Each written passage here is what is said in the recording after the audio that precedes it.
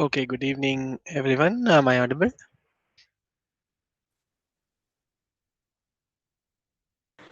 Yes, sir. So this session is going to be particularly for OPP revision. Okay, and perhaps we can look at the remaining questions from the mock also that was given. Okay, but before that, I would like to take your questions, and if there's any question which you are finding difficult to solve, or if you have any conceptual doubt, you can ask. Okay, because we'll entirely focus on OPP related discussion in this one. Sir, can we do some PYQs on file handling or dictionary questions? Because they are. Okay, fine. If you know a specific set, can you let me know that? I mean, on the Sir, portal you have multiple of them, right? sir, can you take the question The from new week 12, last OPP question? Week 12 last OPP question, is it? Okay. PPA 10. Okay, so we'll start by that. Is it okay, Ritika? And then further on move to file Yes, handling sir. and so on. Okay, fine. Just give me one moment, okay? I'll share my screen also.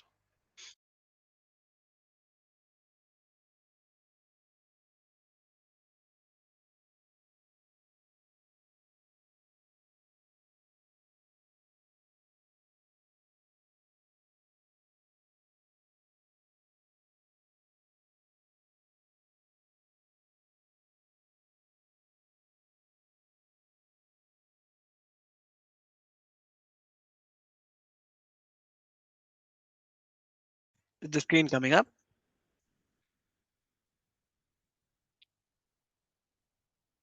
This one I think we discussed, no, Sanskar? This is the last Yes, one. I sir. think this is the one that you're asking about, is it? Or some different question? Yes, sir, this grade 1 question in which we have to. We have to? Yes, Yeah, sir. so is it not clear to you? What is the doubt here? I think we discussed it, right? Sir, I'm not getting the question like how to approach it.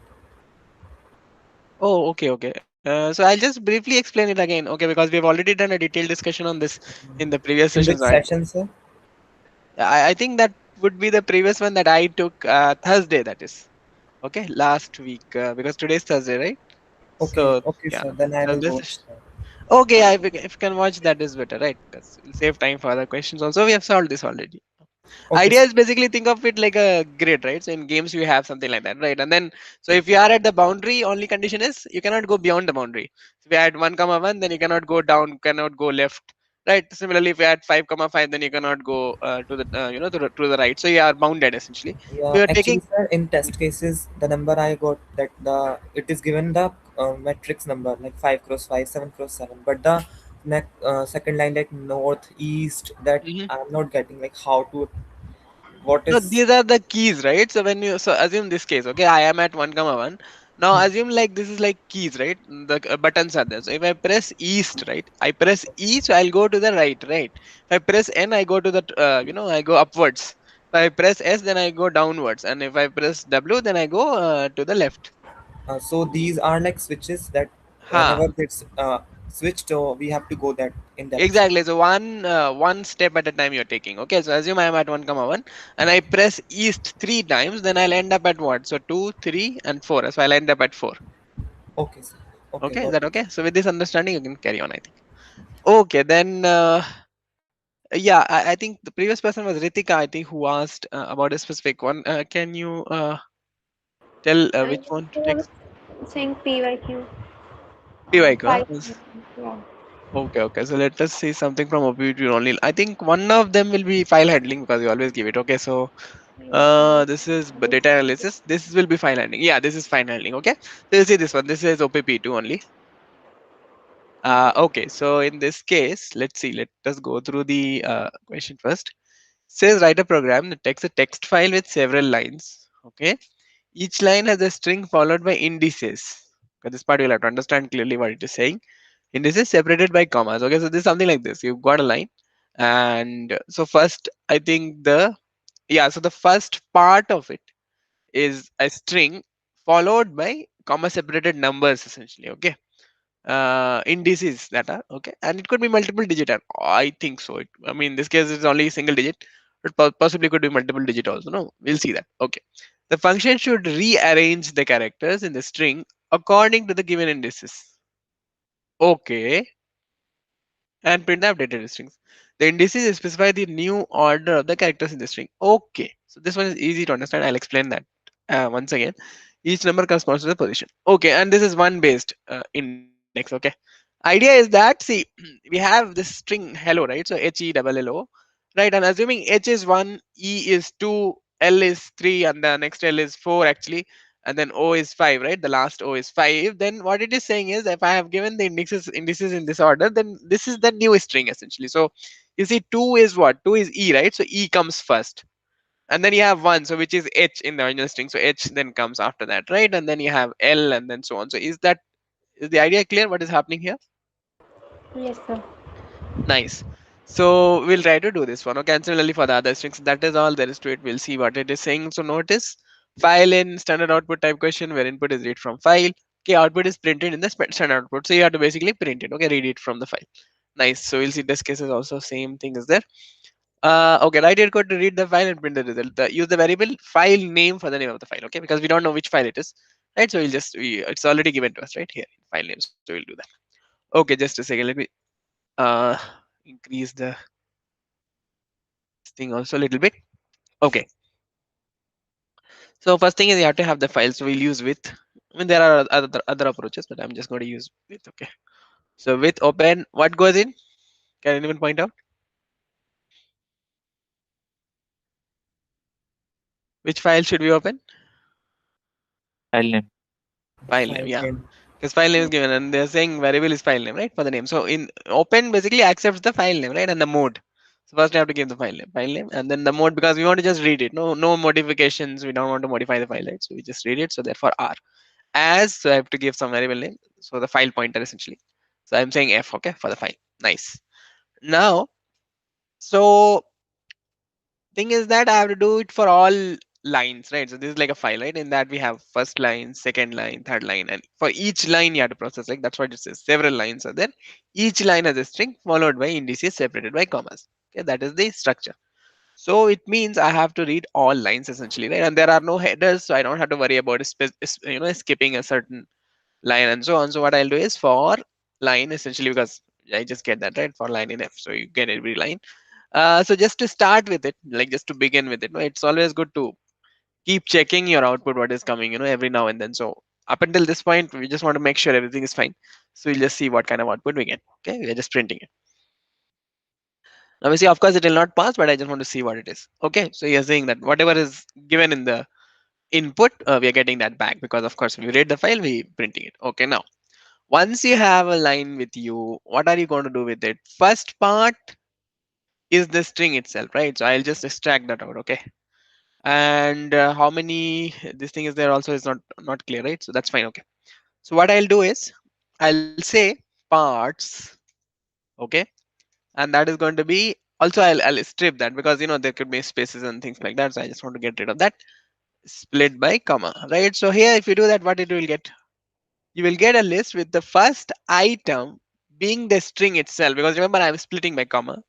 So I get the first part, of course, is always going to be string, and then from there onwards, except the first, everything is going to be numbers. So that is fine. I just print this also. So far so good. I think we are just printing the parts now here. So we should be getting in the list now. Yeah, like this.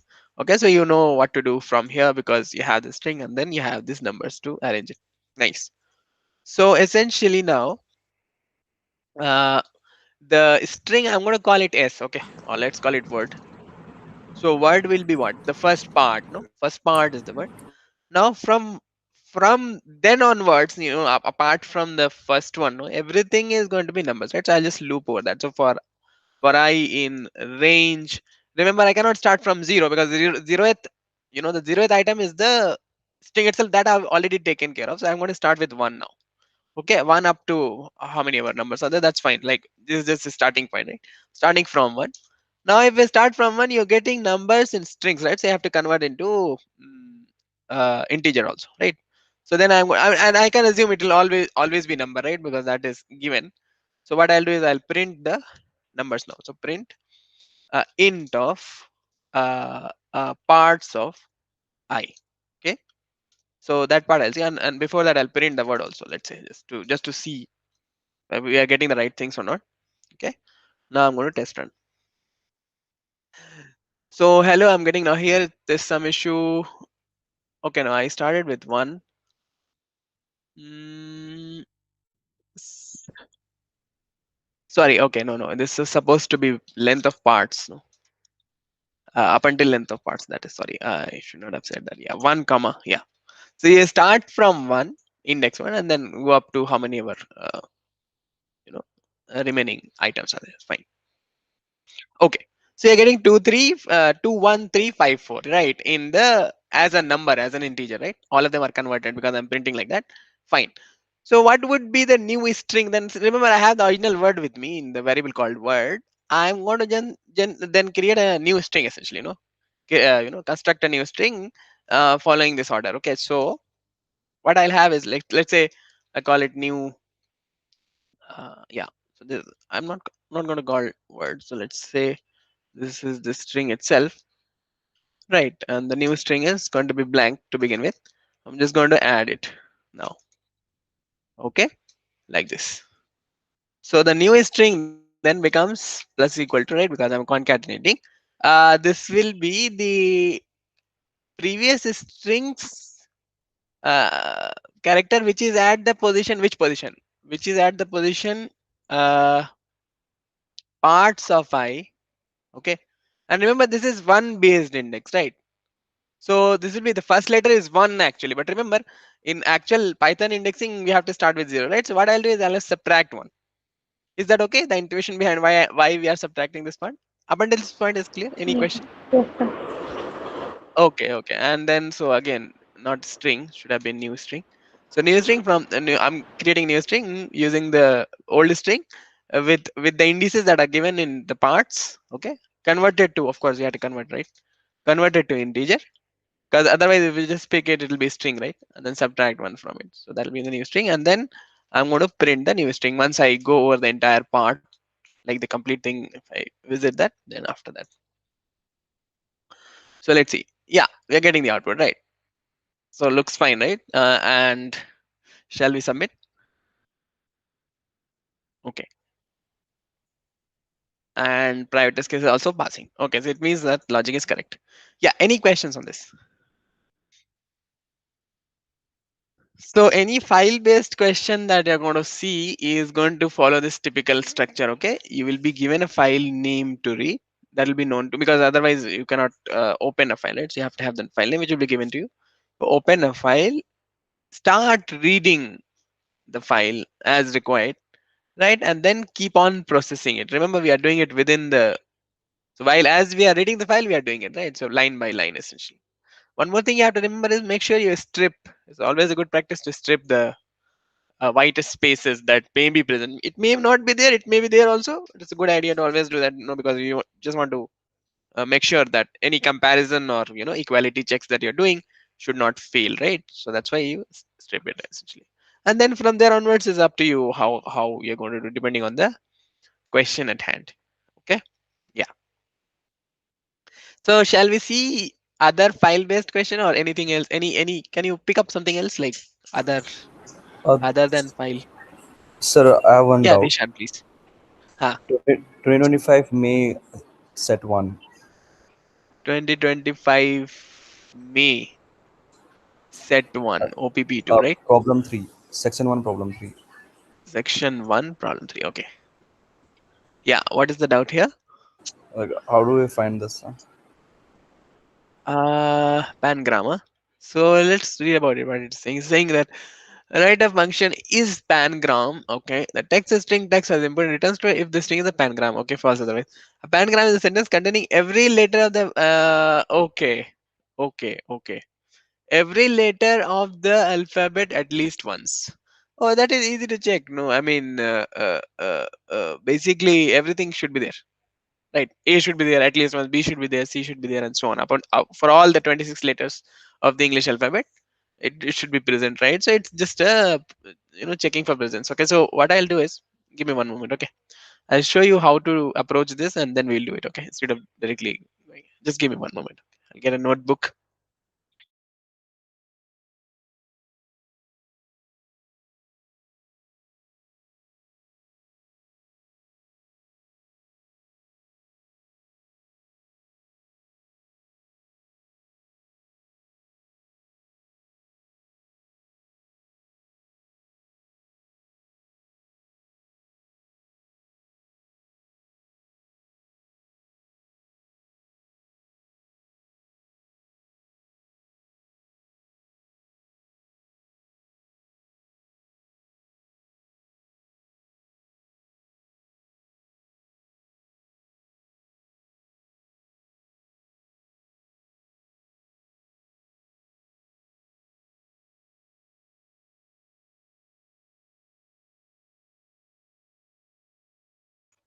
Is the screen sharing stuff? Okay, sorry, I just share again.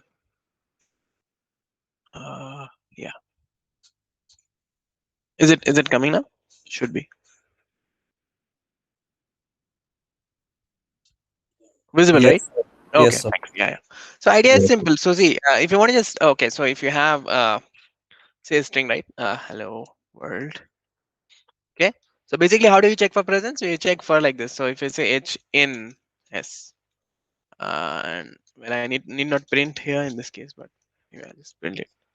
So if you see, returns true, right? So basically, and similarly, if you have in, so in allows you to check if a particular thing is present or not. Okay.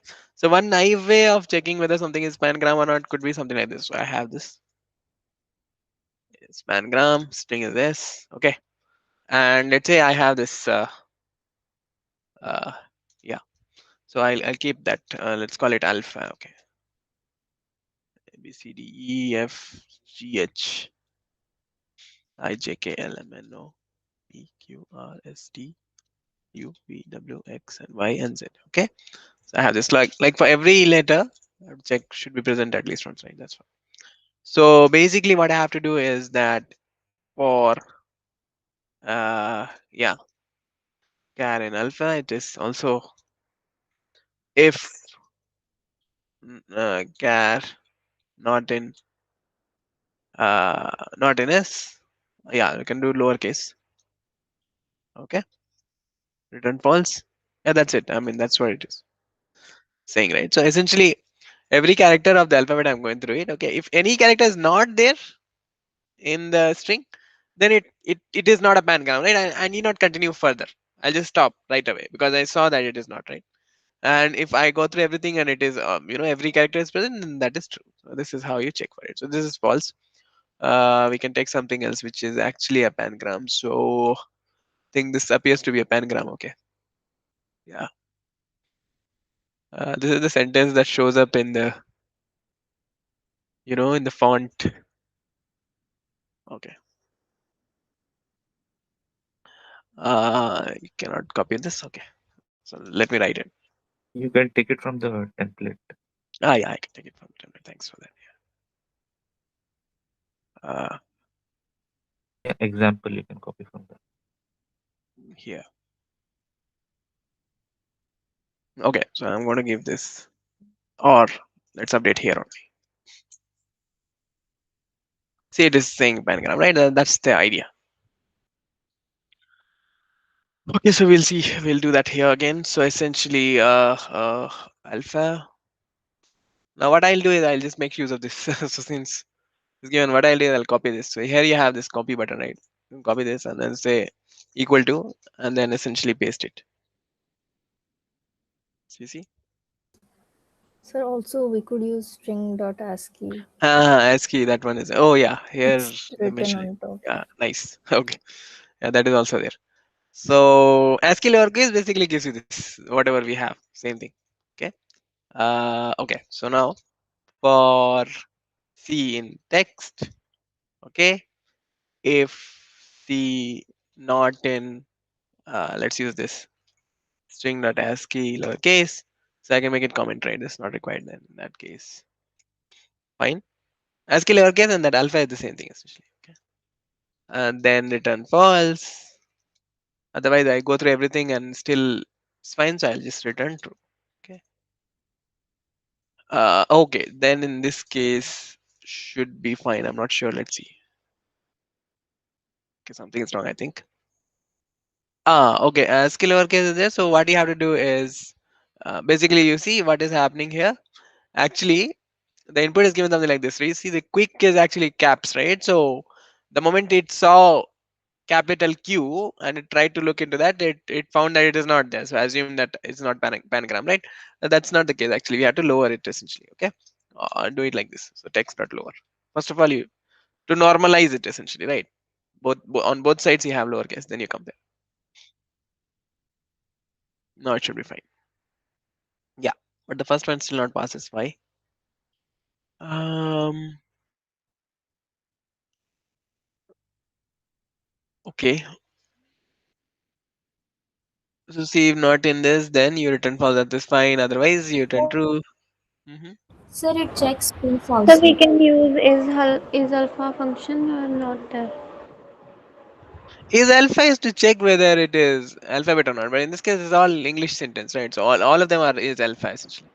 Everything will be there. Anyway, let me check with alpha first. Like this one, the manual string that I have created should be fine only. String lowercase. Anyway, let's see. If C not in alpha, then return false. Otherwise, return true. Yeah, this should be fine. I don't see any issue here. Let's see. Sir, we need to remove the space. It is checking for the space also, right? Mm, oh, okay. Yeah. So, but then we have to ignore it essentially, right? That's what. Yeah, this should return true. So we have to remove it. Yeah, that's correct. Thanks for that. Basically, the moment it sees the space, also it is checking whether it is present in alpha or not, which is not present. So therefore, it complains. One thing we could do is we could do something like this. We add a space here. I mean, not a good idea, but this also you can do. If you do that, these are all allowed characters essentially, right? So this way, yeah, this way it passes, right? Or you could do better ways to say something like this. So if not, see not in ASCII lowercase, right? This part is there, or and C not equal to space. That is, so C is not a space. The character is not space, and is also not in the alphabet. So in that case, you return false. That's a good catch. Thanks for that. So which is because of the space that it was failing. Okay with everyone? Oops. Where is that? Colon in if statement. Colon. Yeah, yeah. Thanks. Now I'm gonna submit directly. Hopefully it'll take for the private test cases also. Yeah. No, but still something's wrong. I think. Uh. Okay. Are we missing any assumption? Let's see. Uh. So it is true. A program is sentence. Pangram is fine. Now we have alphabet coming at least one. That is correct. So why the private text is not passing? For C in text dot lower, if C not in this, or and C is not this. Then return false. That's correct. Maybe brackets. Let's see. Sir, I have another approach. Mm-hmm. What is that approach? Sir, we can convert the given string into set Mm-hmm. and then just convert it again into string and Mm-hmm. just check if the A to Mm. Z is in this. Yeah, yeah, same thing essentially. Yeah, yeah, that also you can do. Perhaps that'll be fast, not faster, but yeah, it'll be perhaps it is more efficient. But as regards the logic, I think this is correct. So I'm just trying to figure out why for the private test cases it is not passing. I mean, there's no way to check the private test cases, but logic appears to be correct to me. What you're saying is the different approach. That is also correct. But even if I go to that approach, still the private test cases will fail, right? Assuming this is correct. So I'm just thinking about why this one is failing. So here, um, Sir, we could make a string and then append all the characters. mhm. And then when we are returning, we can use len of set of letters, whether or not it's equal to 26. That is much faster, yeah. Because then in that case, because currently there are two searches here, right? One you search here, and then again not in against a linear search, right? So it's not that efficient. But yeah, set approach is better because if you do set, you get all the letters, and then is equal to 26 means uh yeah, that you have all of them. But again, you have to take into consideration spaces and No, sir, that's simple. other symbols also, isn't it? Okay, anyway, let's see. Okay, perhaps in the private test cases we have extra symbols also. Anyway, so that approach might be better. Okay, so let me check that. So you're saying I have a string. Letters equal to string Okay. Okay, I'm getting this. And then equal to string. okay, like this. Yeah. And then for the if statement, I did not use not in. I Mm-hmm. used just in string dot ascii dot lowercase, Okay. and we can remove the space one. Okay. Fine. So instead of return false, we can write letters plus equal to C, Okay, that makes sense. Mm-hmm. and And then then, return len okay, of line of letters. set of letters Okay, equal to 26. 26. Yeah, but I'm just saying that you could do the same thing with the text itself, isn't it? I mean, uh, uh, okay, okay, got it. Yeah. This one will ignore the special symbols also, right? So in that case, it should work. Let's see. Yeah, this one passes, so it will pass the private test cases also. Hopefully. Yeah, in this case, it is passing. Yeah, this is good. But one suggestion I have is that yeah, if you do set, you have to still correct. One thing you could do is you could just make it set also here. So yeah, so now I'll not count that now for C if C is Sir, there. instead of using set, can we do like this? Like first we can lowercase the text word that is Mm-hmm. given in the form of Mm-hmm. string, and Correct. then can iterate over the string dot ascii lowercase characters and check Mm. if char is not in the text dot text, then Yeah, like that is what we were earlier doing. Problem with that approach is, as we figured out, is that if there are some special symbols, no, the moment you see, like remember for a space also that issue was coming in, no, because the space is there, they'll say if a space is not there in ASCII lowercase, it means it is not pangram, right? Which is wrong actually. So some characters we have to avoid. I mean, avoid in the sense that we have to ignore, even if they are present. Is okay. Like presence of a space is fine. There's no problem. Like let's say there's some special symbols, that is also fine. Our objective is to check if all alphabet all letters are present or not. That's what. So this approach, what it does is essentially it'll check, it'll only take the letters first. So it is like filtering first. Okay, once it gets only the letters from the text, then it will figure out whether all letters are there or not. So the easiest way to check is whether they are equal to 26 or not. Is that okay, what this one is doing? oh, okay, sir. Yeah, so that is what. So in the, I think in the private test cases, what we have is special symbols. Okay, in my approach, which was prior to this, we were not ignoring that, so that's why it was failing. This is good, and thanks for that. Okay, so shall we move to the next one, or is it okay with everyone? Yeah, any other question that you want me to take? uh yeah, otherwise I'll just go to file handling once. Yes, So or sir. maybe we can see data analysis also. Yeah, Ritika, please go ahead. So file handling has some File doubts here. handling, okay, okay, which one? Any specific one or in general? So there was a question. Can I check? Wait for a Yeah, while. yeah, please, you check once. Yeah. So meanwhile, we'll see this one. There was some that we were doing, actually we did not complete it. Yeah, this is okay. This is all numerical. I'll just take up, which is, this is for balancing. I think we did this. Okay, no, we had done that other one, the depth. Mm. This one is changing it. Okay, and this was for rotation. Okay, yeah, all of them are simple enough. These are all so mathematical questions. What happens is basically it's like a formula that you have, and essentially you have to put the things in the right place, so you get the formula essentially, right? So there's nothing much there. So I won't Sir, discuss the that last particular. question is file handling. Last PYQ. Last one meaning this one, huh? 2025 May. Yes, sir. Yes, sir. Last one, huh? Okay. Okay. So let me see. What is there?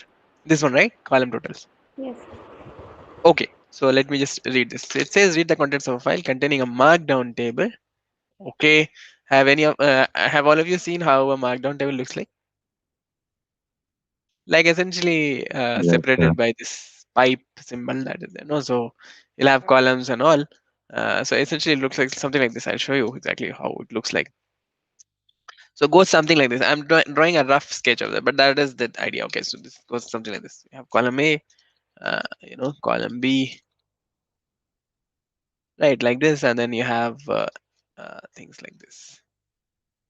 You have a separator here, okay, and then if you're so if you are writing in discourse, you would know how it looks like. So you have this first column, second column, and so on. Okay. So the idea is that the separation happens through this pipe symbol. Okay. So there are only two columns. So you have to understand that part. Okay. Anyway, so we'll see. First line contains the readers surrounded and separated by this. Fine. Readers. Okay. Or headers, I think. Perhaps it is trying to say headers. There's a typo here. Headers. Okay. Headers meaning the column names. So this we have to skip, right? The first one we are not interested in that. Second line is header. Okay. Header separator. Okay. Header separator is the line that I wrote there. No, this part. So the first line is the header itself. The next line is the separator. So both we have to skip. Okay. Then only you start coming to the rows, right? Here. So therefore, this is that every following line is the data row. Of course, data row starts after two lines. That's it.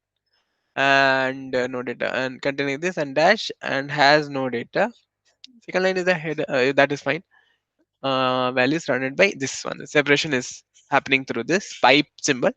So spaces may appear around the pipes. That is fine. Like similar to how in this case you have some spaces here, no, around the pipe. So maybe you can trim it. Trim as in you can strip it essentially. Okay, spaces may appear. That's fine. All columns contain integer values. So either going to be positive, negative, or zero. Okay. So one column sum per line in the format. So you have to have this column name and total. So if you see the test cases now, yeah. Yeah, okay. So in the test case also you have this, right? The score you have this and you have to sum it up. So this is easy to do, no? What about the second one? Yeah. So you have to do for all.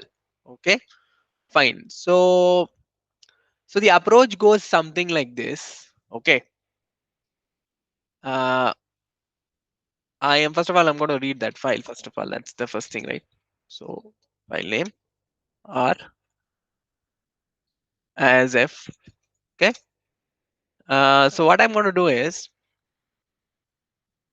I'm going to count the number of pipes in the first line.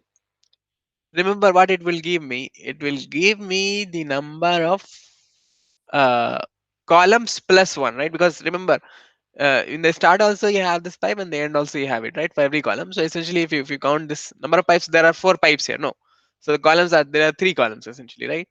So if I count the pipes here and subtract by one, I'll essentially get the number of columns I have because I need to know that, right? Unless I know how many columns are there, how can I print these three, right? So that is the idea. So essentially, if you want to count it, number of columns will be equal to f dot read line dot split by this. So length of that essentially, and you have to have the column names also, right? So okay, fine. So maybe we will keep the columns also. So not only the number but the columns themselves. Okay. And now what I'm going to do, I'm going to do map and call str dot strip on it. Not sure it'll work that way, but anyway, I just want to see. Anyway, we can strip it all the spaces. Let's see. Now if you print columns, what do you get? um we are getting, yeah, in this case, okay. So if you strip if you split it, then you get extra columns, so that's fine, we'll take care of that. Now in the second case, yeah, we're getting it right. Maybe we can get rid of uh empty columns. Fine. So this way you get the columns because the first one, the last one is not there. So you can just straight away remove that, right? What I'll do is I'll say, yeah, so it'll skip the first one and also I have to skip the last one, right? Is this okay? What I'm doing is it clear? Like so many things happening here. Hopefully it's clear with everyone. What is happening here? Any questions with respect to this part? Sir, can you explain the one column part you're writing right now? Yeah, just a second. I'll explain that. So we can slice in a single, right? Like 1:-1. Oh, is it? Let's see. Yeah, before that, I'll explain why we are doing this in the first place. Yeah, this works. Okay. So see, what is happening is what I'm doing is I am first of all I'm reading the line and then splitting. I'm talking only about the header now. Okay, that is okay. If you pay attention to this part, okay. If I split by pi, how many items will be there? See, it is taking something before it also. There is nothing before it, but it is taking that also, right? Here, this part, okay? And then it takes this one, and then it takes this one, and then it takes this one. So this ABC is in between, right? But about there's some blank after that and before it. So that's why you get it. Anyway, I'll just unpack it for you. Okay, better yet, I'll Sir, then we could use strip of that pipe. yeah, but in that case I won't be able to get the columns, right? I have to get the columns also. Okay. Meaning the pipe itself will get removed. So then how do I know where to separate it from? You understand that part? Yeah, that's what.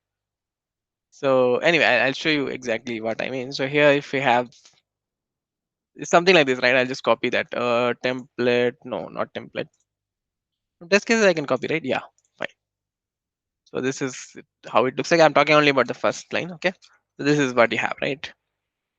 So what I was doing is, first of all, I have this line is there. Now if I'm doing split by pipe, right?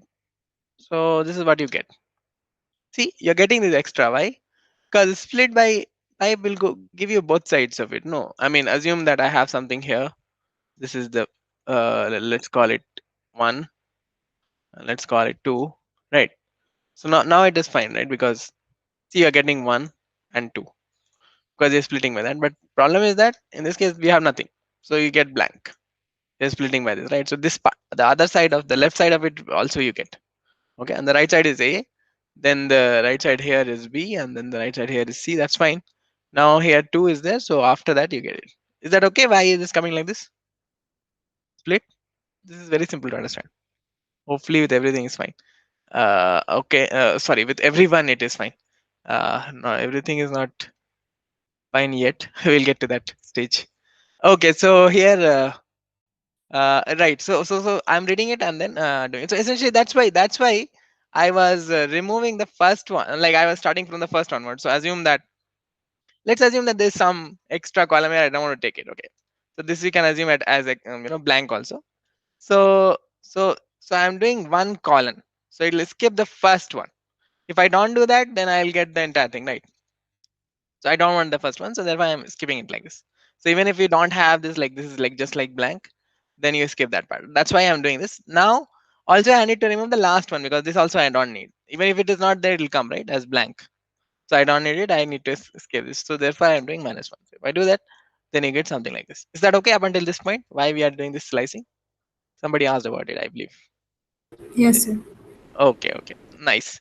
So once we do that, see, remember we were talking about the map function. Like for example, I get a list, right? So let's call it L, and then I could do something like this. So for item in L, right? And I can do print. So if I do print item, what will happen? I get the spaces also. Okay, in this case you cannot see the spaces, but idea is that there are spaces, so I have to strip it out. Okay, so if you print L, you get this, right? Like this. So what I'm doing now, I'm calling map list of map, and then calling the strip function on each of them. So I'm passing the list here. See, so it basically removes that extra. So that is the difference. Is that okay? Why we are doing that map shared strip on L? Any confusion here? The purpose of this is clear, right? And we had a detailed discussion on this one actually, earlier sessions. But idea is that it will take a function. Just to recap it quickly. So it is taking this function strip in this case. Okay, and on each item it will call this. So it's going to A calling strip on it, then going to B calling strip on it, and so on. So you get a new list like this. So therefore, all the extra strips are removed in one go. So that's what we are doing. We are having list and calling strip on the read line and then splitting by this and then removing the first and the last. If you do that, essentially, you get the columns. Is that okay? Up until this point? So in this case, I'm getting score. Yes, sir. And we need to get the columns because if we don't get the columns, two things we won't be able to know. One, how many sums you have to print out, right? Because there are multiple sums in case of multiple columns. That is one. The other is that in the output you have to show the column name also. So if I don't pick it up and straight away go to data rows directly, I'll not be able to know which column it is, right? So therefore I need this. So once I get the columns now, I'll move forward. Okay. So that's fine. In fact, you know what? This is basically the row itself. So this need not be the header. That is something that I realized just now. You could do it for every line, same thing, right? Because everything is just separated by like that, except that this one, except the separator, header separator. That is. But anyway, if you run it, let's see what happens. Okay. So yeah, I mean essentially for all lines. So for line in F, right? This becomes like a row for you. Now I'm not going to say f dot read line here, rather I'll say line. Okay. Dot strip dot split. Okay. See, remember this line dot strip is for the line itself, the complete line, right? And once I split it, then I call a strip is for the inner the items within it. Okay. That's the difference here. Okay. Now if I print row, yeah, you see, you're getting the entire row itself. So you have this. Makes sense, right? Because the format is same, right? Whether you are doing it for the header or the rest of the lines. So I can just use the same thing again every time. Is that okay with everyone? So this is what I'm getting. Yeah. So now, so I have to do column wise sum, right? So yeah. So essentially, how do we do that? So what I'll do is I'll get the, so for how many ever columns you have, right? Anyway, columns you have to get it first. So what I'll do is yeah, let's call it header or calls. I can call it twice also, it's fine, not a problem. So assume that this is for the first one. From there onwards, I'll do it for the rest of it. Okay, fine. Now for the rest of it, I'm doing it. So for uh, I in range len calls, right? How many ever columns I have? Okay. Uh, so I can keep a dictionary, right? That'll be better, right? Because once I sum it up, then only after at the end of it, I have to print it, and in since I'm going row wise, I can sum it up for all columns together. I mean, you understand. Hopefully, you understand what I'm saying. Like for example, when I'm looking at this row 1, 2, 3, so I'll accumulate the sum for A and then for B and then for C also in the same row, and then I'll go to the next row and then sum it up like that. So what I could have for this case is a dictionary. Dictionary is a good thing to maintain in this case. Okay, so I'll have a blank dictionary. Now what I'm going to do is, okay, D of calls of I. So whatever column we are looking at, for every column we are doing, right? So whatever column we are looking at, for that column, I'm going to assign and okay. So uh, first of all, I have to show how it looks like, right? Uh, because it may not be there also. Okay, so let's see if that column is not there. No, that column has to be there. So if cause of I not in D, uh, or just to make it simpler, this is also good, but just to make it simpler, what I'll do is I create the D, you don't know, and I can say something like this. So for I in range len calls, okay, I am just doing D of calls of I equal to 0, like initializing it. So because I don't know how many columns are there, right? And what are the names of the columns. So what I'm doing is I'm creating a dictionary having the key as the column name with 0. So that's what is simple enough to understand. Like once you get the columns and the dictionary, I'm going through all columns and just initiating, initializing to 0. That is fine. Now I need not do that check because I know it is there. Okay. So I have to just sum it up. Now I'm going through the columns again, and D of calls of I plus equal to, because already is 0, right? So then whatever already is there, I'm going to sum it up to row of I. Row is the row, right? And then yeah, row again is a list. So each item in that row represents what is there in the column, right? For example, we talk about 1 2 3, this one, right?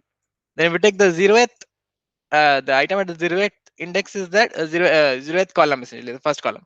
So this one is for the second column, third is for the rather 2 is for the third column, right?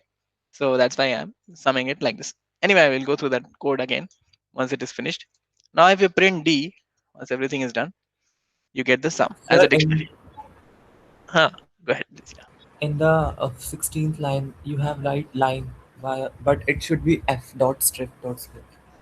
Right, right. Because in this case, we have not uh, line starts from here, right? Number 22, we have defined it. Fine. Thanks. Okay, yeah. So row of I, nobody pointed this out. Row of I is a string, right? So you cannot sum it up. So what do you have to do? Call int, right? Int of row of I. Correct. Very nice. Okay. Now if you run it, hopefully you should take it. Now this time we are going to get the dictionary. Okay. Oh, okay, okay. It is happening because of that header. So you see, because it is doing for all, no? So we have to skip one. How do we skip it? So the first one is already skipped, right? Because I've already taken it once. Now before starting, I'll do f dot read line just before starting line. So I because two lines I have to skip. No, the first one is already skipped because I have taken it like columns. No, and the second line is the separator. If you remember this part, this one, you don't have to process it. No, so I'm just calling it Sir, read line. can we do that also on the line 24? Hmm. In we can slice row from 0 to -1. Okay, so in that case, what will happen? 2 to -1, I think. Remember Can we this do that? row, this list of row is the list of cells of in that particular row only, right? But here we want to skip the line itself. You understand the difference? Like for example, this row, Okay, the okay, list got is it, sir. that of the column, like the cells, right? So 1 2 3. This is what we Okay, are sir. slicing here, but here we want to skip this one, right? The outside, the entire thing. So I'm just calling it a read line once. So no, it'll just skip it once. I need not uh, do anything with that. It's fine. So if we check now, yeah, it scores 45, right? We're getting for all. A is 12, B is 15, C is 18. Now it's a matter of printing only. That will print. Quantity is 5, price is -1. Fine. X is 75. That okay? Understandable what is happening? We'll go through that once again, step by step. So, okay, before closing, let me just print this also. So for call in D, print call, what the sequence is something like this, right? Call plus this, right? Comma D of call, right? That's how we print. Yeah, got it. Just submit it. Let's see if it passes all the parameters cases. Also, yeah, passes it. Okay. So just to recap quickly what is happening. Again, in this list, we are getting the columns. Okay. The reasons for why we are stripping and also the slicing is explained previously. I'll not go through that. Now I'm maintaining a dictionary because I'm doing row wise summation. So for each column, I need to maintain somewhere, right? And I don't know which columns are there. If I know beforehand that these many columns are there, then I can create separate variables. In this case, I cannot do it because the columns are dynamic, right? Sometimes it is one column only, sometimes it is three columns, and the names are also unknown, right? Unknown to us. Names could be anything. So therefore, the best part is like the best structure to maintain, the the sums in this case is dictionary, right? That's how you maintain it. But in a dictionary, so I am just initiating a dictionary with zeros, all zeros for each columns, right? To begin with, this read line is to skip that separators. So I'll just write this down. The header separator, that is uh, this one. This dash is there, no? So that we have to skip. Okay. Once we skip that, then we are continuing. So for every line, again, we are doing the same thing. Row is the uh, the entire row, list of all columns there. Essentially, now for all columns in the dictionary, for that column, because that column is the key itself, right? So for that column, I'm summing, adding to the sum, whatever value is that at that point in that row. Okay. Once we finish this file, reading this file, then for every column, I'm just printing this column and the same this column essentially, and then after that you have this d of column, the value itself. So therefore you get. Is that okay? Any questions on this? Or any confusion? Shall we go to the next one?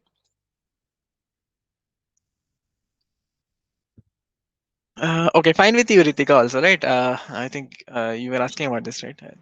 From can you explain it from line 27 once again how you're appending the values? Yeah, yeah.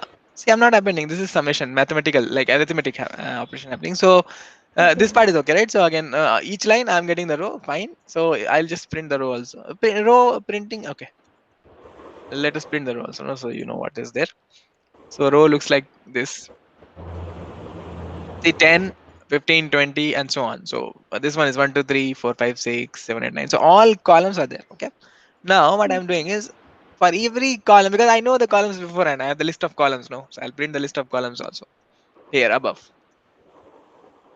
I have the list of columns. I'm going through all columns, right? And in the dictionary, the key is the name of the column, either A or B or C. Okay. And Yeah. then I am adding because it is already 0, right? I initialized with 0.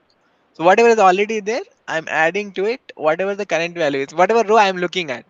No, because this row is depending on the line of the file, right? Yeah. So row will change. Whatever row I'm looking at the moment, for that column I am adding in the respective uh, uh, uh, uh, key, essentially, so respective value from the dictionary. Is that okay? Like, makes sense? Yeah. So to make it like concrete for you, what we mean is we are saying something like this: d of a equal to a row of 0, essentially, right? Because the zeroth row of 0 is the, this one, right? 147. 147 is at row of 0, right? Whatever row will change, but 0 is for a, right? So 1, 4, and 7. Similarly, if I do 1, then I'm moving in the horizontal direction. So if I do row of 1, then I'm here, column B. So and row will change, right? So 2, 5, 8, like that. So for in that case, I have to do with d of b, right? If this is 1, I have to do with d of b. But I'm doing for everything, so therefore I'm doing something like this, calls of I. So the name I'll get, right? Either A, B, or C, right? And in this case, I'm doing just I. That okay? The index. Okay. Okay. Understood. And finally, so once we have the dictionary, you know how the dictionary looks like. We have gone through the dictionary and printed in this format because they were asking like this only, right? Yeah. Okay, sir. Okay, thanks. Okay, so yes, anyone else can ask their question with this. Let me submit it. Okay, something is amiss again. We are printing the row here. Should not be printing it. No, that was for debugging. Okay, fine. So any more question? Like there are plenty, so can take your time.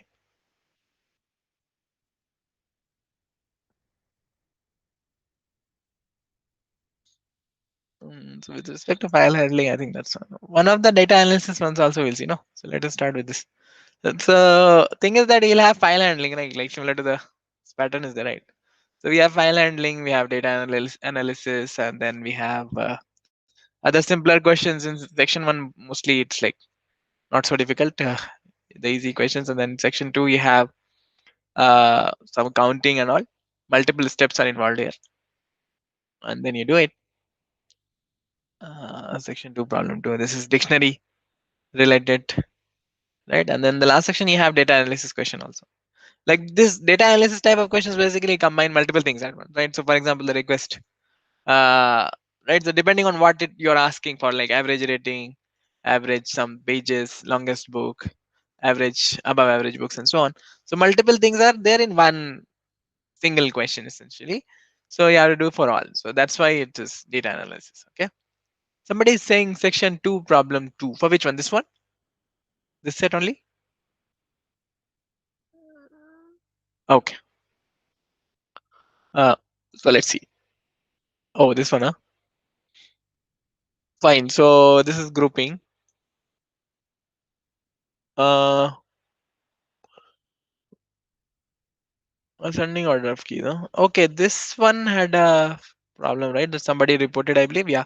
Yeah. One thing I'd like to just point out. I'm not sure what your doubt is, but with respect to the test cases that are given here, I think there's a problem here, discrepancy here, that saying that it should be sorted in ascending order, right? It means that in the test cases also it should be sorted in the ascending order only always, right? But there is this case too wherein there's a mistake here. So you see it is in descending order. That's why it doesn't pass always. Like it's a discrepancy in the question itself. Should have been in ascending order. Like case 1 it is ascending order. Right. And similarly case 3 also ascending order it is. So everything is fine. Only in case 2 there's an issue which because of which this one doesn't pass. And probably some practice cases are not passing also because of that. So somebody reported that earlier. But is your doubt related to that or something else? Because if you try to solve this, maybe some test cases won't pass.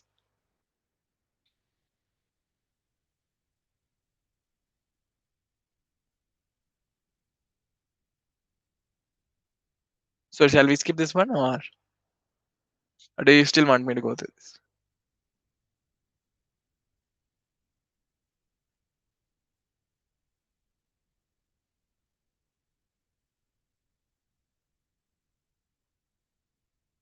Uh, am I audible? Yes, Audible, sir. right? Okay, okay, fine. Yes. There was a polygon analysis question in Which one? 2025 set, OPP2 set, third set.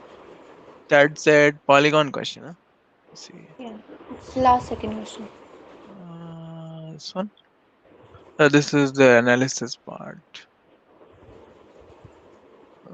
This is the one that is having test case No, for the issues. next one. So the Ah, last second question, section 3, problem 1. second last question. No, this one is not related to Polygon, is it? Oh, it's not that. I think probably you're talking about a different set. Can you check? No, so it's May. I'm talking about January. Ah, January. Okay, fine. So set 3, huh? Fine. Second last. Polygon analysis. Okay, let's see. Yeah, this is good. Is the solution there or what? What is this? Computing vectors and so on. Okay, looks complicated. Let's see. Given a list of points representing the vertices of polygon in anti-clockwise direction, implement various functions to analyze the properties of polygon. Okay. So we have to just focus on the functions. Okay. We're not going to care much about how they are being used. As long as the implementation is correct, it will pass. Ideally, it should. Right? So, and the formula will also be given. I think, yeah, it is given, right? So for everything, essentially, the formula is given. Only thing is that you have to implement it. Okay. So you'll see that. And I think the formula is also like given, right? So for determinant 2 cross 2, okay, this is different. Fine. Perimeter, we have to write. Okay. Fine, fine. So we will do that. Okay. So let us start with perimeter first. So it says the total length of the polygon calculated by summing the distances between, and for distance you have that function, right? So summing the distances between consecutive vertices, given vertices, the perimeter is given by, okay. All right, and you have the points also, right? Okay, like 1 and 2, 2 and 3, 3 and 4, 4 and 5, and so on. You have to do it. Okay. This is an anti-clockwise direction. It is already given to us. Okay. So let us try to sum it up. No, let's see what happens. So for P in points, I'll just print it first. Let's see how it looks like. Okay. Supposed to return a float actually. Perimeter. Yeah, 0, 0, 3, 1, 5, 3. Subsequent points, you have to just sum it up. So I'm assuming that the anti-clockwise order is okay. I'm not going to order it myself because that's a simplifying assumption, right? Because I don't know which order to do it. So I'm assuming whichever order it is given is correct only. Then I'm going to just sum it up. Okay, so that is then easy, right? Because what you could do is you could subsequently sum it up, right? So uh, that's how you sum distances between subsequent points. That is distance p1, p2, p2, p3. So what you have to do is you have to start with the this one. Okay, so let us go by the index for I in range. I'm going to start with 1. Okay, len points, and essentially the consecutive points will be something like this, right? I'll have I and I minus 1. So if I'm looking at 2, then I'll do the previous one. Then I'm going to go to 3, right? So then I'll look at 2 essentially. Is that okay? You understand what I'm trying to do here? So I and I minus 1. Any questions here? Like which ones to pick? Essentially, makes sense, right? It shouldn't be I plus 1. Yeah, yeah. I can do I plus one also, but if you do I plus one, uh, if you do I plus one, then for the last one you have to come It back will to. show index out of range for the Mm, items. so the last one, no, that will cause a problem. That's what. Mm, Okay. so what I'm just saying. So you have P1. That's different. Okay. So in this case, okay, let us look at the input and output, right? So here they are saying these are points, fine. Now here we have 14. Okay, so but yeah, for the distances are different, right? We cannot know. Hmm, that's the thing. Okay.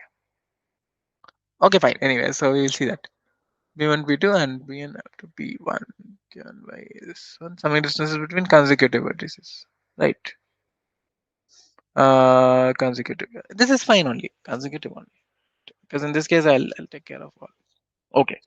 So then distance in this between these 2 points is going to be given by distance function.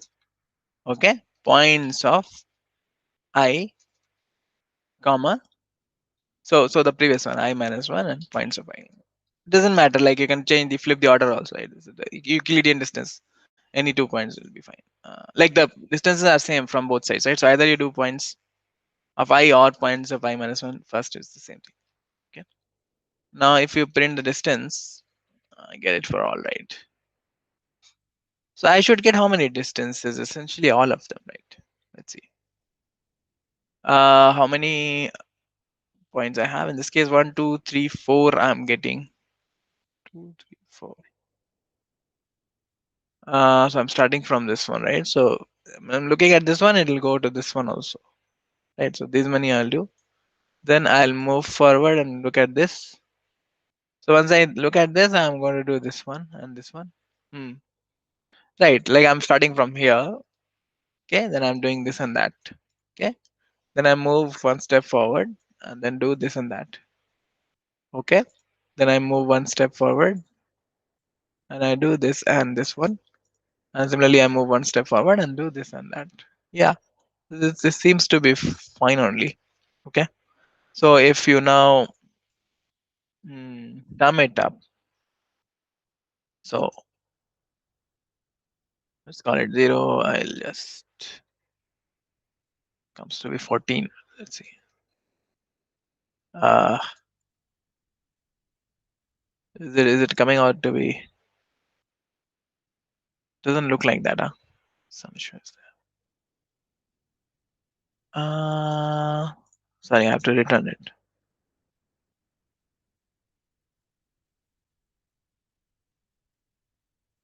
Okay, our output is 10, huh? Okay, fine. Expected is 14, so perhaps we are not adding the way it should be added. Let's see. Uh, Actually, then it is going to go back to 1 also. That's what. So for the last one, see, that's what the thing is. If you have to do with this, then that, right? And then this and this. Okay. Hmm. And then this one and that one. Okay. And this one and this one. And this one and the first point, right? So the uh, last one and the first one. So let me see. Okay. After it is done, I'll have to also add to it the distance of the last point and the first point. So points of the last point is this one, right? Plus, not plus, comma, points of 0, right? Because it said that, right? If you see the last one, Pn, so how many ever points I have, and then P1, the last one. This is not happening. Like this consecutive part is okay. Then finally you have to take the last one also, and then the first one, and then you have to add it also. So that's what I'm doing. Pn is the last one, minus 1 here, and then this one, right? That's why we were getting only 4. We should have gotten actually, in this case, there are 5 of them, right? So if I add it, hopefully, I get it. Let's see. Um, Now I am calling it this. No, sorry, not this. Distance. That is the function is distance. Mhm. Okay, in this case it passes. Yeah, so yeah, I think the perimeter implementation is correct. See, so actually these are for different functions. Okay, see, this one is for perimeter. Okay, case 2 is for bounding box. Case 3 is for area. Okay, case 4 is for convex. So different functions. I think this one is working. So we'll let that be as it is for now. Okay, and implement the other ones. Is that okay? Makes sense what is happening here? Yes, sir. Nice. So this assumes, I mean, I'm assuming it's okay. In case some private test cases fail, we'll come back and revisit it. Fine. So now moving on to bounding box. So you have to just look at that is the idea. Okay, you have to look at what the implementation is asking you to do and accordingly figure out what to do. Like the reason I figured out that I need to do the last one and the first one is because of this point that was mentioned, the PN, and you have to do it with P1 also again. So once I do this, because I'm starting with one, right? So for the first one again, you have to do. So that's why I added it here. Now I'm going to do with bounding box. Where is the bounding box function? Here. Okay. So for bounding box, um, the smallest rectangle that can contain the polygon represented by coordinates and so on and so on. Given the vertices as this, the bottom left. Okay. So what do you have to return essentially? Bottom left and top right. Okay. Two. It's a tuple essentially. Two tuples you have to return. So 4 points will be there. Okay. Given the vertices as this, the bottom left coordinate is given by this and that. Okay. And the top right coordinate is given by this and that, like this one and that one. So for the bottom left coordinate, what do you have to do? You have to take the minimum of all the x coordinates in your points. See, we have points, right? So having x coordinate and the y coordinate. Okay, what do you have to do? You have to go through all the points, and for the bottom left coordinate, what do you have to do? You have to take the minimum of all the x coordinates and the minimum of all the y coordinates essentially, right? So you get one point, right? Minimum of all x coordinates and minimum of all y coordinates. That is the bottom left one. For the bottom for the top right one, you have to take the max of the same thing. Okay, so it's okay to do. I think if I do it, it will become clear. So I have the points now. What I have to do is essentially take the minimum. Yeah, I'll take both together. Okay, so see, let's see what happens. Okay, so for bottom left, I have something to initiate with some, let's say none or minus one, not minus one. Okay, it's like a double, and top right is or better yet, I could just say double. Okay. Uh,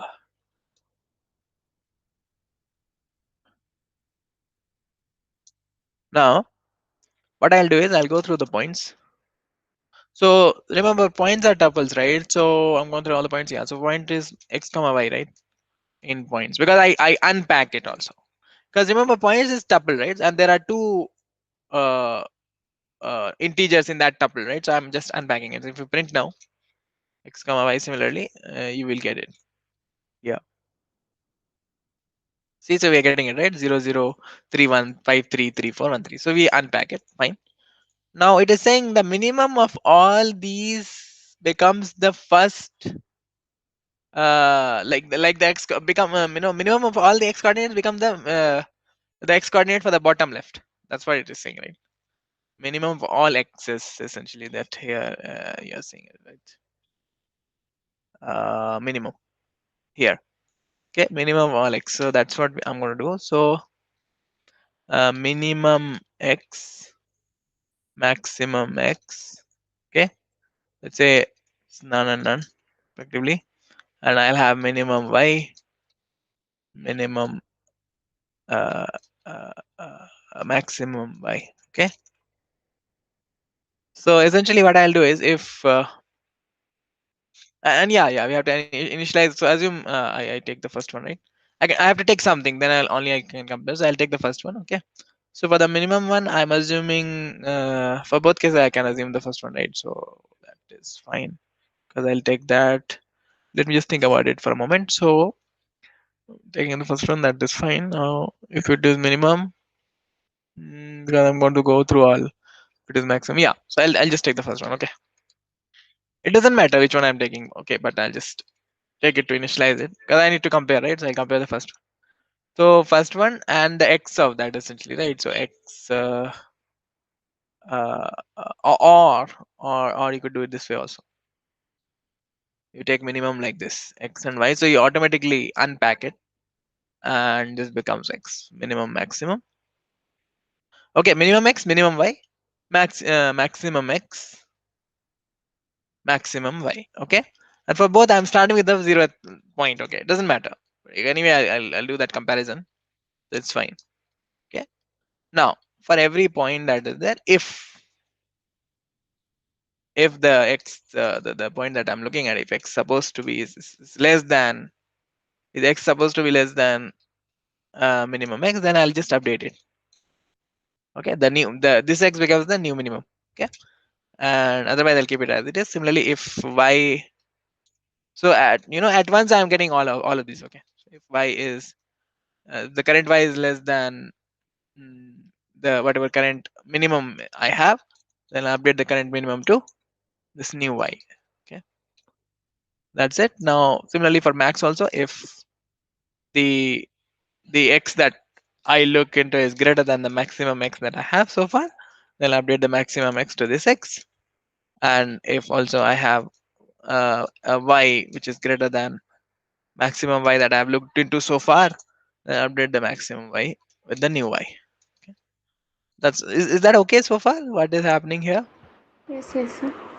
Okay, nice. So once we do that, since we have already updated it, I can just print both. Okay, then we'll compare it also. So let's do minimum first. Minimum x, minimum. This goes to bottom left, huh? Minimum x, minimum y. This becomes the bottom left. In fact, we can assign it and print. And maximum x, maximum y. Okay, this was not needed. I think I'll just assign it later. Fine. This much is enough.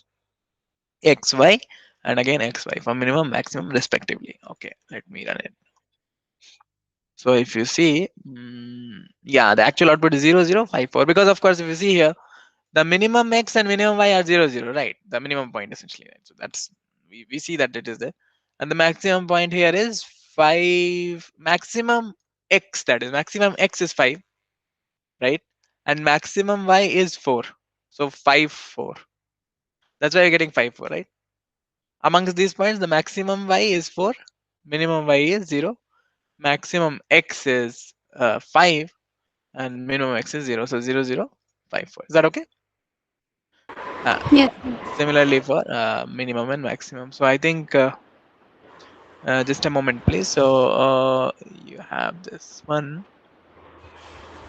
you're updating, this is fine, but it is printing So we can directly return the uh, yes, minimum x and minimum y. yeah, we can return it, that's fine, but I'm just looking at it, just a second. So why is it printing in a tuple fashion? It should not be, it was not supposed to be a tuple, was it? Oh, you unpacked it. I'm updating it. It was supposed to be normal integer, huh? Just looking at it, just a second. So because I'm just curious where the brackets are coming from. Oh, sorry, this is the expected output. Sorry, what am I looking at? This one, actual is what you have to see. Okay, yeah. So we can return. That's correct.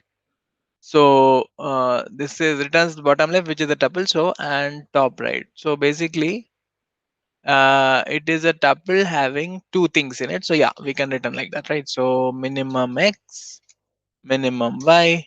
So this becomes the first part of it. This is the bottom left. Now for the top right, you have maximum x, maximum y. Okay, this printing is not required. This one is the expected output. Anyway, I was looking at the wrong here. Actual output. Yeah, yeah, this one passes now. It's correct. Okay, so that way you do, and now we are going to move forward with the other functions, okay, one by one. So this is okay. Now we'll just finish this off. So area, the area of polygon is given using this shoelace formula based on the coordinate of the vertices. Area of polygon, half the sum of the determinants of the coordinates of adjacent vertices.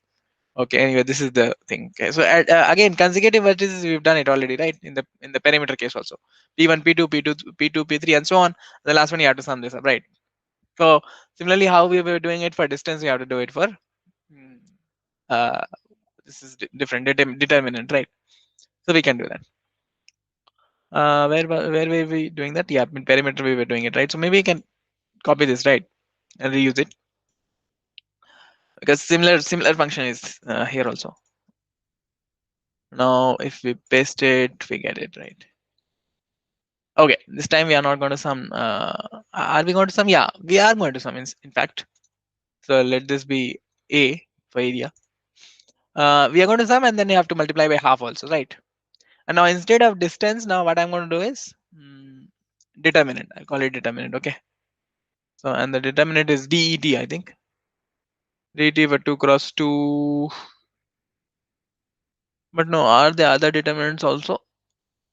No, right?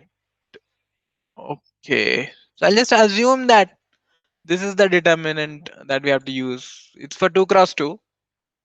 Hopefully they're going to go only with 2 cross 2, because otherwise we'll have to write the determinant function by ourselves, which is I think not required. Okay, so you can just go by this. So that's the only one, right? We don't have other one. Yeah. So I'll go by that only. 2 cross 2. Okay. Mm, determinants of coordinate of adjacent vertices. Yeah, fine. So I'll use that. Here area is this. Now instead of this one, call it determinant. Now instead of calling distance here, I'll call determinant 2 cross 2. Okay, so I'm getting the determinant now, and I'm summing it to area also. That's what we have to do, right? Sum it up. Similarly, this becomes A for the last one. Determinant 2 cross 2 points. The last point with the first point, that is done. Once we do that, we have to do half into area. Is that okay? Make sense so far? Because that's what it is, right? Determinant of the consecutive points, half, and multiply by half. That's what we have. Determinant of the consecutive points and half. Excuse me, this is supposed to be det. Yeah. Okay. Let's see. The third one. Okay, it says takes only one argument. Only m. Okay. And what is that m supposed to be? Okay, you have to pass it a list essentially. Okay, that is also fine. So I'll make it a list, right? Only one argument goes, in which you have to have the points. You see this part, right? P1, P2, that is. And under that you have points. Fine. So if you can make it like this, I think it will be fine. Similarly, this. But in points I have tuples. Let me just see quickly. 0 and 1. Oh, okay. It does unpack it. So once it unpacks it, I take it, I think. Fine. Let's see. Buses. Okay. So you have to just be careful about how to pass it, right? And again, where am I getting it from? Here. See, this is a list. P1, we know it's a tuple, right? P2, P1, P2, we've used it already. This time I'm just passing it as a list. It is already given to us. Okay. Yeah. Okay, sir. Now, last one. Convex. So for convex, again, you have to see. Check to determine if polygon is convex. Polygon is convex if the z component of the cross product, z cross is there. No, this one. Okay, that component of the cross product is greater than or equal to 0 for all vector pairs formed by consecutive edges in anti-clockwise. Consecutive edges in anti-clockwise direction, that's fine.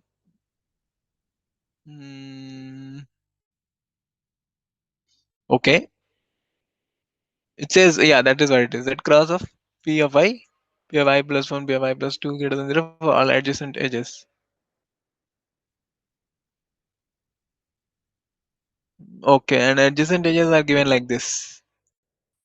P of 1.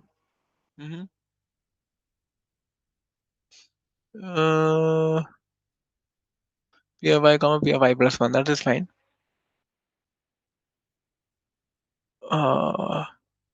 Yeah, here it is mentioned, right? Distance it cross are given. That is fine. I'm just looking at what goes. Yeah, okay, this goes right. Here in the example, they mentioned it also. So you see, I'm passing the tuples, right? To that cross, and then all values are positive, thus convex. So that's what we have to do. So I think these are the points only, no, in the input, right? Yeah, see, 2 1 5 1 7 3. So 2 1 5 1 7 3 and so on. So, but question is, how many points you have to pass? That's what I'm thinking. Because 1.2. So, 'cause in this case, which ones to pass is the question. So, okay, I'm passing these three. But why are we passing three? I mean, consecutive edges, right? You could pass more also. How many? Okay, okay. It takes three actually. It takes three arguments, but remember what is happening here. It is not so difficult. See, it is 2 1 5 1 7 3, and then we are essentially shifting it. Okay, so here that 5 1 which was here actually it comes here. Now 5 1 7 3 4 6, and the order is already given. So first of all, I'll do 2 1 5 2 1 5 1 7 3 this much. Okay, then I'll shift by 1. 5 1 7 3 4 6. Okay, then I'll shift by 1. 7 3 4 6 1 4. Yeah, okay, sir. And then I'll have to shift again essentially 4 6. So 4 6 1 4, and then you have to rotate back 4 6 1 4 2 1, and then again 1 4 2 1 5 1. Okay, so we have to think about how to get that. So again, idea is to get those points that we want in that same order. So how to get that? So actually, I'm thinking about a way to wrap it. Essentially, if you get that is, yeah, okay. I'll show you one thing. So assume I've got a tuple like this. Okay, not a tuple. Assume it's a list, because tuple I cannot modify then. So let's call it L, right? And so right now, what I want is I want to take three items from here. Then I move forward one step, then take three items. Then again move forward one step, then I take three items. Then again so on, and so for 4 5 I have to, you know, uh, come back essentially. Right? And at a time I have to take three. That is for sure. That is constant. Okay. So the thing that I'm going to pick it up will look something like this. I'm going to take 1 2 3. Then I'll take 2 3 4. Right, and then I'm going to take 3 4 5. Right, and then I'm going to take 4 5 1. Yeah, that's what, and so on. Okay, so what happens in this case is the indices are something like this: 0 1 2. Okay, 1 2 3. Okay, 2 3 4, and here you have to wrap up essentially 2 3 4, and then so because 4 is the 0 1 2 3 4 is the last one, right? So 5, and then 5 1 2 it should be. So 4 0 1, right? That's what. So we have to think about a way to get this kind of output. Okay, so no, I'm trying to use the modulo, the remainder, right, to do that. So yeah, see, what we could do is, assume I have x y z. Okay, so these are the indices. Okay, which one I'm going to take? So 0 1 2. From that list I'm taking 0 1 2. Fine. So now what I'll do is I will take and I can keep on increasing, right? So for, let's say, yeah, for these many times, x is equal to x plus 1 modulo length of L, right? Y equal to y plus 1, because I'm incrementing, that is. the index y plus 1. Remember, this is the index, not the actual number. And similarly z equal to, so that way it will keep on incrementing, right? And take the modulo. So with modulo, what happens? It will automatically wrap it up if it goes beyond. Now I'll print xyz for all cases, right? So 0 1 2 I already have. Now I should get 1 2 3, right? Yeah, see, that's what we wanted, right? We are getting it. So because 0 1 2 is already there, I started with that. Now I am incrementing by it and then taking the modulo. So again, so after that 1 2 3, that's what we hoped for. 1 2 3, then 2 3 4. After 2 3 4, it is 3 4 0. Yeah, this is the correct one, I think, right? 3 4 0, then 4 0 1 0 1 2. Does that make sense? What is happening here? Are we getting the right kind of shift? Yes, sir. Last two elements are basically Yeah, it first should be two. 4 5 1. Sorry, which one? The last two. So last two elements are basically shifting to the I mean first and First and second. Yeah, that's what. second. It'll do that. So anyway, so this is fine now. I'm instead of printing XYZ, right. In fact, okay, to make it more understandable, let's not confuse with numbers. What we mean is this could be anything. So yeah, because numbers are confusing, right? We're already having so many numbers. So essentially, now instead of printing this, I'll say print L of X, comma L of Y, comma. This thing is fixed, right? There are three components to it. Right now, yeah. So this is ABC essentially, right? So you can print.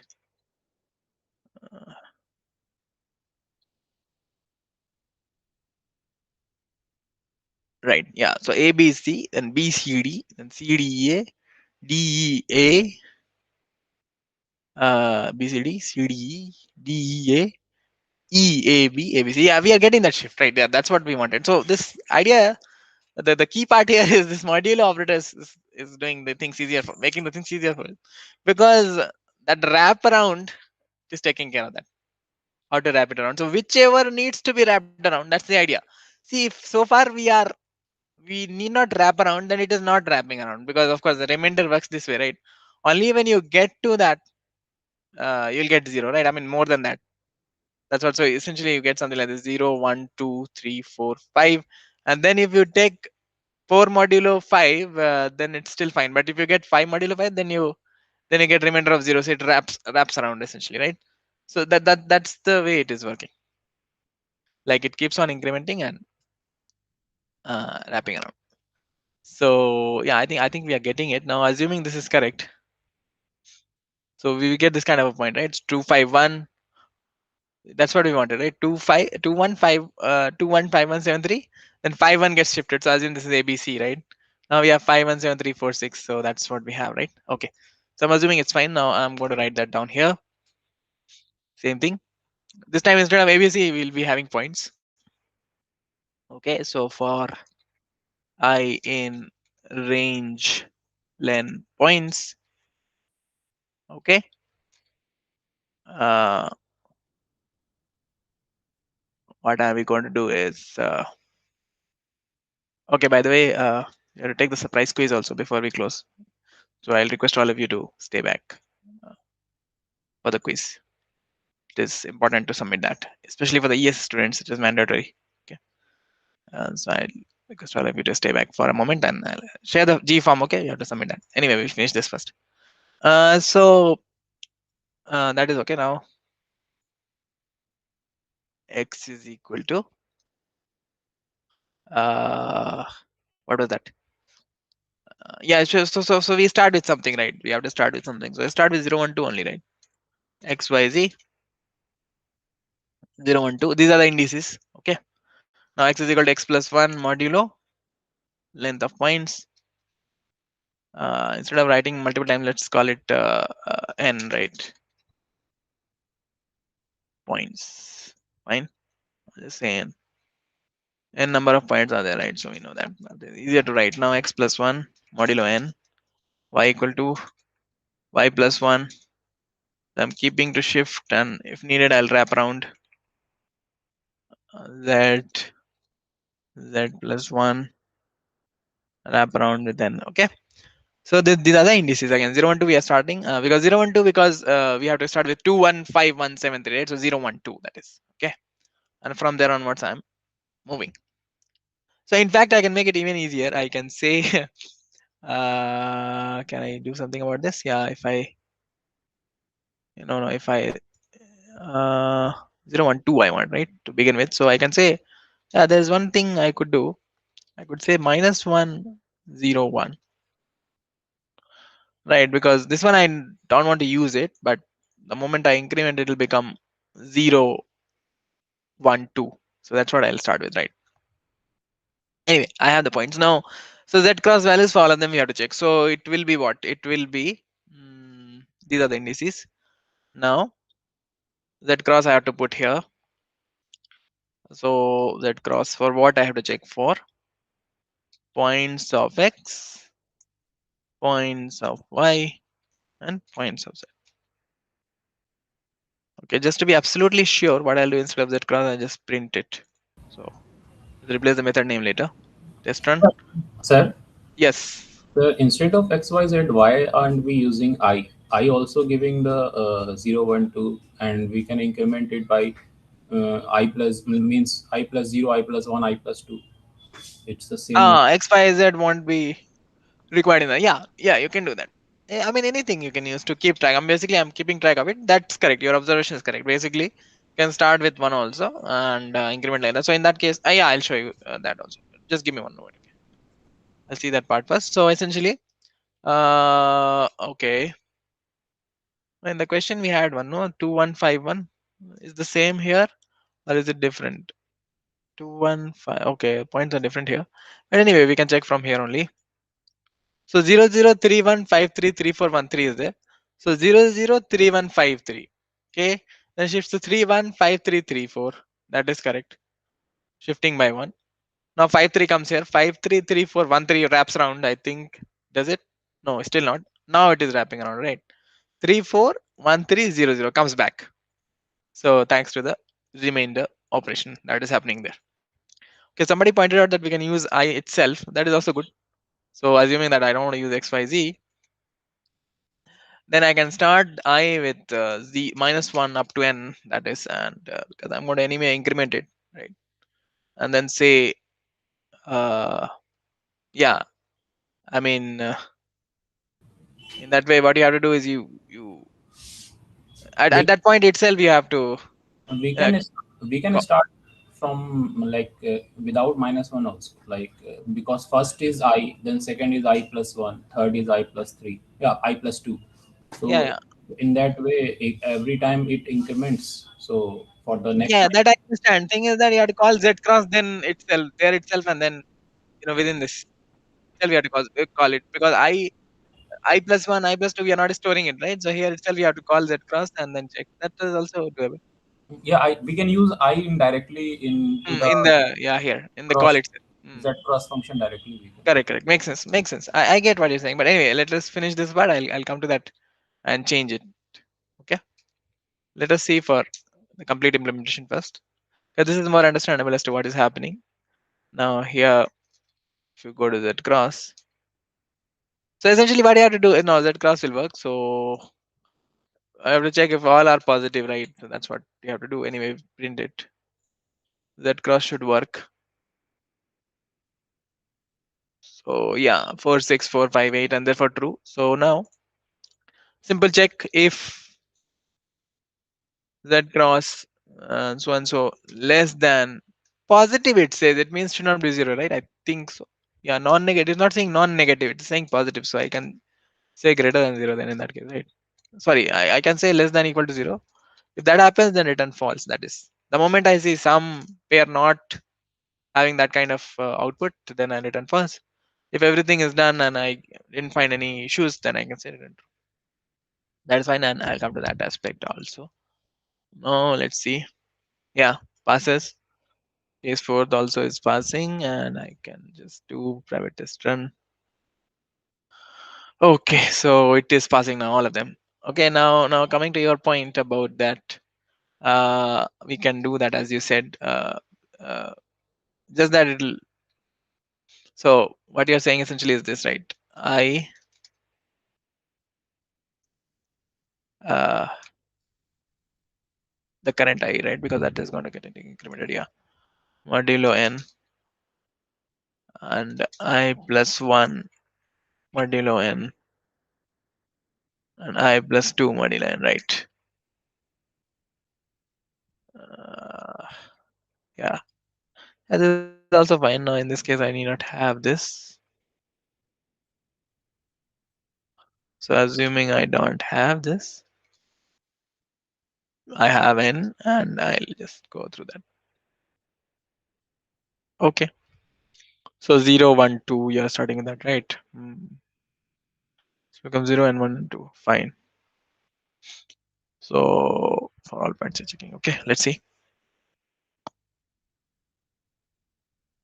Yeah, still passes. That is what you are saying, I believe, right? Yes, sir. Yes.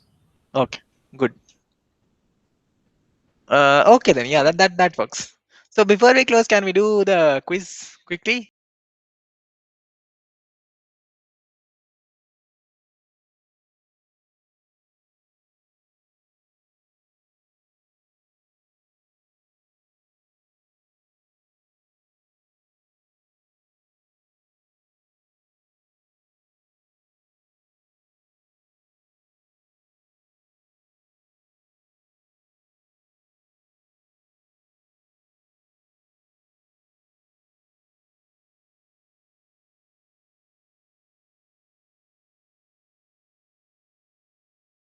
If you have submitted, can you raise your hands, please?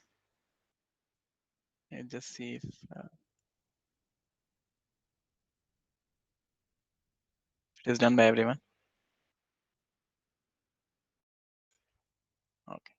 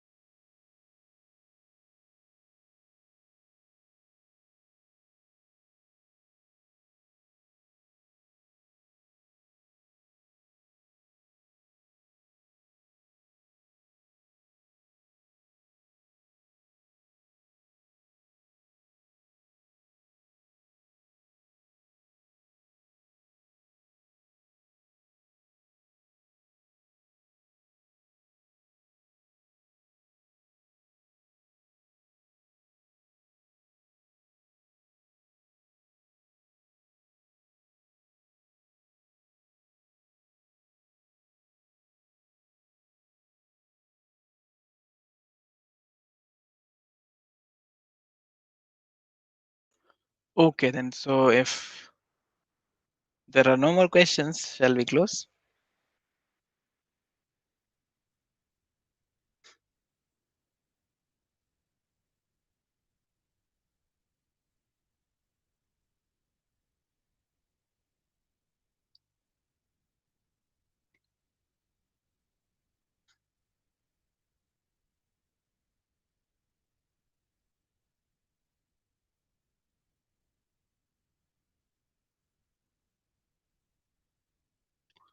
Okay, then we'll close for today. Thank you all for attending and all the best for your upcoming exam. Thank you, sir. Thank you, sir. Thank you.